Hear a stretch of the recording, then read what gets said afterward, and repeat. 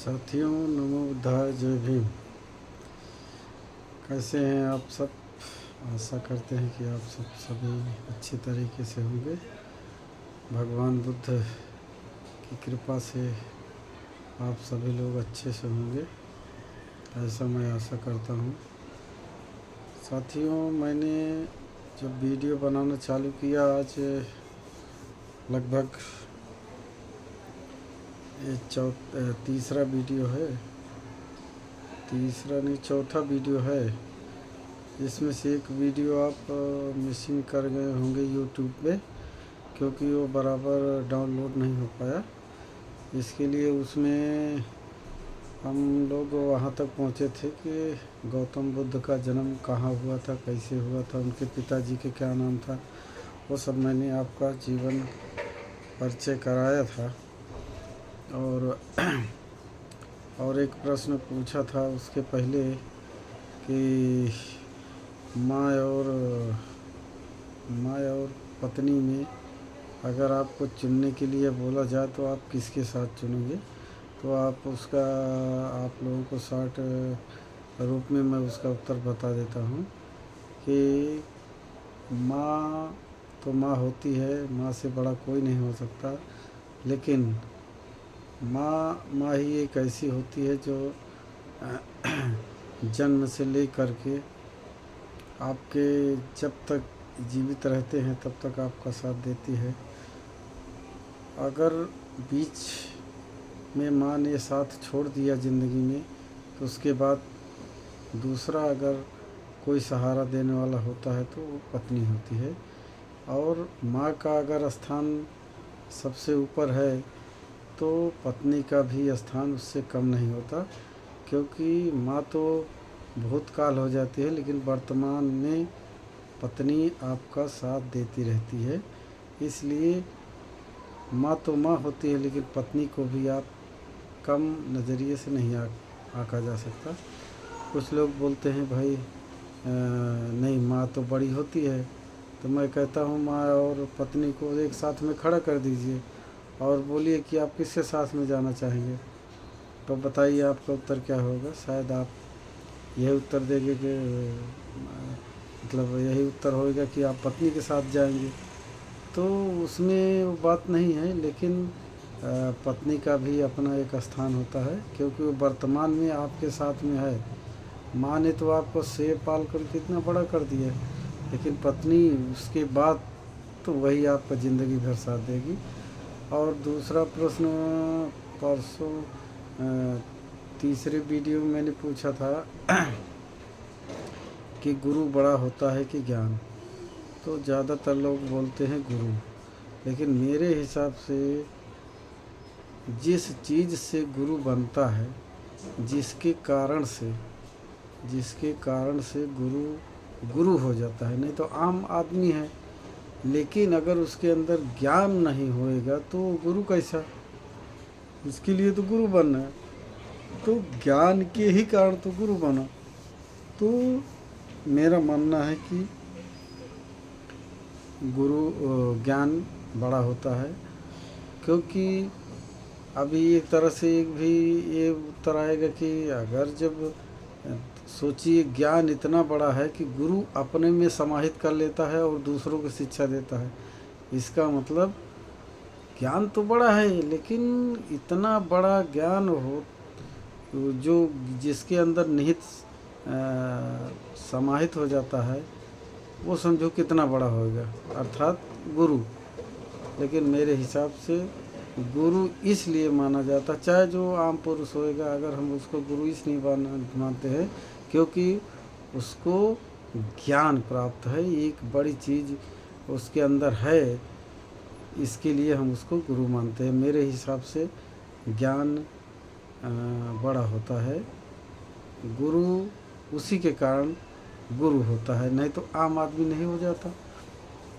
इसी तरह से हमारा जहाँ तक मानना है, अगर आप लोगों को ऐसा कुछ लगे तो आप लोग कमेंट करके बोल सकते हैं कि भाई नहीं ऐसा हो सकता है, और उसको तर्क दे दीजिए। देखो हमारा जो समाज है ना, तर्क पे आधारित है। तर्क बोलेगा तो सत्य, और जो जो आदमी तर्क नहीं करना जानता ना, वो जो है ना इतिहास नहीं जानता। इतिहास और जो कौम, जो समाज अपना इतिहास नहीं जानती, वो कौम कौम नहीं होती। इसलिए सबसे पहले मैं आपको बता दूं कि सबसे पहले अपना इतिहास तो जानना ज़रूरी है। क्योंकि जब हम अपने माँ बाप या अपने पूर्वज को ही नहीं जानेंगे तो क्या मतलब है। हमको ज़्यादा ज़रूरी है कि हम अपने पूर्वज को जाने, तब तो हम दूसरों को उत्तर दे सकते हैं ना। छोटे से उदाहरण मैं आपको बताता हूँ कि आप किसी को मान लीजिए बोल दिए कि भाई मेरे पिताजी मेरे को नहीं मालूम, तो ऐसा थोड़ी होता है। भाई पिताजी, अपने पूर्वज का इतिहास तो मालूम करना पड़ेगा ना। जब वो नहीं होते तो आप इस दुनिया में कहाँ से आते। इसके लिए ज़रूरी है अपना इतिहास जानो। और जब इतिहास जानोगे ना, जिस दिन आपको इतिहास का थोड़ा बहुत नॉलेज हो जाएगा ना, उस दिन आप जो है शास्त्रार्थ करोगे और आप जो है एक दूसरे से बहस करोगे, क्योंकि सत्यता आपको मालूम पड़ जाएगी। इसलिए मैं जानता हूँ कि इतिहास जानना बहुत ज़रूरी है। और हमने पिछले वीडियो में आपको बताया था कि गौतम बुद्ध महामाया जब जा रही थी तो गौतम बुद्ध का लुम्बिनी वन में जन्म होता है। शॉर्ट फॉर्म में मैं आपको इसलिए बता रहा हूँ, कहानी तो बहुत बहुत लंबी है, उनके बारे में जितना बोला जाए कम है, क्योंकि वो एकदम इंटरेस्टेड कहानी बन जाती है और बहुत लंबी चलेगी। कितना दिन हम आपको बताएंगे एक ही चीज़ बार बार। इसके लिए मैं आपको शॉर्ट फॉर्म में बोल रहा हूँ कि जब लुम्बिनी वन में पैदा होते हैं भगवान गौतम बुद्ध, तो कहते हैं कि 5 जो है पद, मतलब 5 पद मतलब होता है पैर बढ़ाने को बोलते हैं। 5 कदम जब रखे थे तो वहाँ पर कमल खिल गया था। मतलब उनके अंदर इतनी शक्ति थी। और संयोग बस उनकी माता का देहांत कुछ ही दिन, 7 शायद दिन हुआ था, ऐसे कुछ हुआ था, तो उनकी माता जी महामाया का देहांत हो गया। तो उनका लालन पोषण कौन किया? उनकी जो मौसी थी गौतमी ने किया। तो इसके लिए उनके आधार पर इनको गौतम का भी शीर्षक मिला। तो बचपन का नाम सिद्धार्थ था।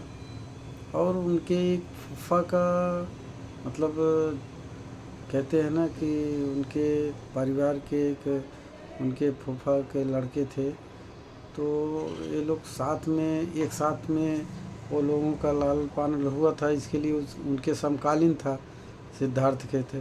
तो एक बार क्या हुआ, उसने जो है शिकार खेलते खेलते एक हंस को मारा और शिकार हंस जो है आकर के गौतम बुद्ध के पास गिर पड़ा। तो गौतम बुद्ध को सिद्धार्थ ने देखा कि अरे ये तो जो है हंस को चोट लग गई है। उन्होंने तीर निकाला, उसको बराबर सेवा की, मलहम पट्टी वगैरह। उस समय तो वैद्य की दवा होती थी, जड़ी बूटियाँ होती थी, और उन्होंने जो है जड़ी बूटियों से उसको ठीक कर दिया। इतने में जब देवदत्त आया, उसने बोला कि भाई ये हंस मेरा है, मेरे को दे दो। तो गौतम बुद्ध ने कहा, मारने वाले से ज़्यादा बचाने वाले का हक होता है, इसलिए ये हंस मैं आपको नहीं दे सकता। तो ये बात जब कोर्ट में गई, कोर्ट बोलेगा तो जब शुद्धोधन, राजा शुद्धोधन के पास गई, तो उन्होंने बताया कि भाई ऐसा ऐसा बात हो गया है, ये हंस हमको दिलवा दीजिए। तो राजा ने कहा नहीं। और उसका परिणाम क्या हुआ कि राजकुमार सिद्धार्थ के पक्ष में गया। तो शुरू से ही राजकुमार सिद्धार्थ का मन जो है जो राज्य काज थे उसमें नहीं लगता था, और इसी कारण से उनकी शादी भी जो है जल्दी करा दिए। उनकी शादी यशोधरा से हो गई। तो शुद्धोधन उनके पिताजी सोचा अगर इसको जल्दी से शादी नहीं कराएंगे तो हो सकता है सन्यासी बन जाए, क्योंकि उनको मालूम पड़ गया था जो सन्यासी आए थे बोल रहे थे कि जो है ये आगे चलकर सन्यासी हो जाएगा। तो उन्होंने उनकी शादी जल्दी ही कर दिया। जल्दी के कारण के उनको जो है एक पुत्र भी उत्पन्न हुआ और पुत्र का नाम राहुल था। एक दिन की बात है, राहुल को छोड़ करके लगभग 12 बजे रात से सिद्धार्थ गौतम निकल गए ज्ञान की खोज में और तपस्या करने के लिए। और उन्होंने आधे रास्ते में नदी पड़ती थी, वहाँ पर अपने केस को उन्होंने काट दिया और जो है सन्यासी के भेष धारण कर करके और नौकर को वहीं से रिटर्न कर दिया। और उसके बाद वो सन्यासी तपस्या करने के लिए चले गए। तो कहने का मतलब ये है कि जो इंसान और भी गौतम बुद्ध जी के बारे में बहुत ऐसी सारी बातें हैं, बहुत उनके ऐसे कहानियां हैं कि आप सुनते ही आंसू निकल जाते हैं। ऐसे ऐसे कहानी है। उनका तपस्या करते करते इतना शरीर क्षीण हो गया था कि जो है उन चींटियाँ भी रेंगने लगी थी शरीर में, मतलब दीमक लग गए थे, लेकिन फिर भी उनको ज्ञान प्राप्त नहीं हुआ। अंत में ज्ञान प्राप्त कब हुआ, जब उनको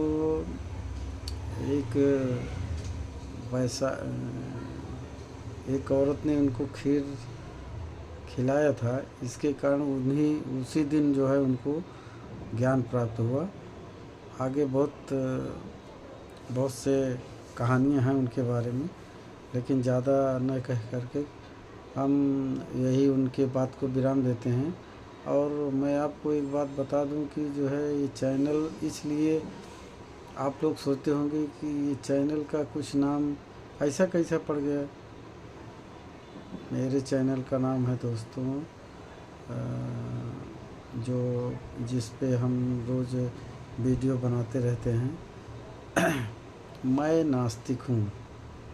इस चैनल का क्या नाम है, मैं नास्तिक हूँ। तो लोग बोलते हैं अरे ये कैसा चैनल का नाम है नास्तिक हो।